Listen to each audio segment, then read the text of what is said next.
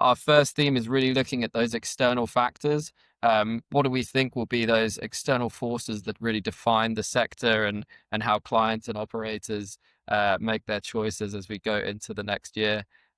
Starting perhaps with you, Chris. So external forces, we all know here in the UK, our cost base is shooting up, particularly for labour. It's absolutely killing our industry, as we know. Luckily, food at work, I wouldn't say it's immune to it, but it's at the end of the day, caterers are catering other people's premises with other people's money. Most of their clients are probably well off enough that they can afford to suck up that additional cost. That doesn't make it easy, but it means it doesn't kill the business. Thank goodness. We're also seeing food cost inflation continues. It's not obviously nowhere near as bad as it was. So in terms of external influences, those are the bad ones. The good ones, we've already talked about tech. There's no question that in the coming year, access to AI and using it constructively is just going to motor on. But I think also looking at what the high streets are doing, as always, there's nothing new here, but actually reflecting what the high streets are doing it better. And it comes back to the point I made earlier. If you actually give people fabulous catering that's at least as good, if not better than the high street, we're seeing much greater usage of facilities. And as clients require their catering to form a core part of the workplace experience, then the good caterers out there will, I think, motor on and do very, very well this year.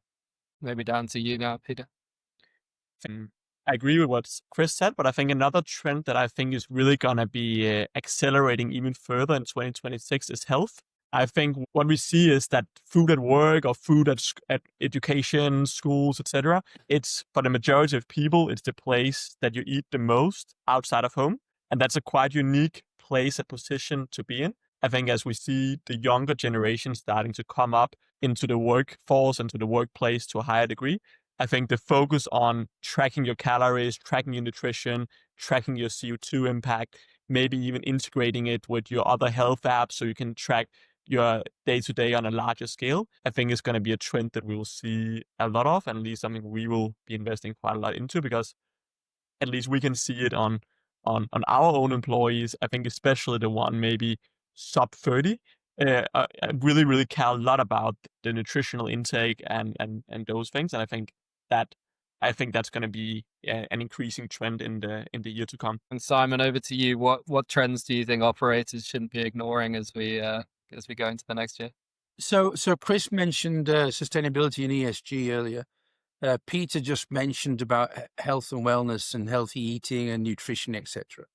I think both of those combined with other things as well, like I raised about entertainment, for example. The expectations are increasing in all of those areas and more as the workforce or university or college or wherever we're working with clients. Consumer expectations are rising, as our own employee expectations are rising. And it's not a new thing at all, but I think those organizations that focus on CX and EX matters and improvement and engagement and retention will be the ones that succeed longer term. And as I said, that's not new, but I think it's rising in its importance every year as we move forward.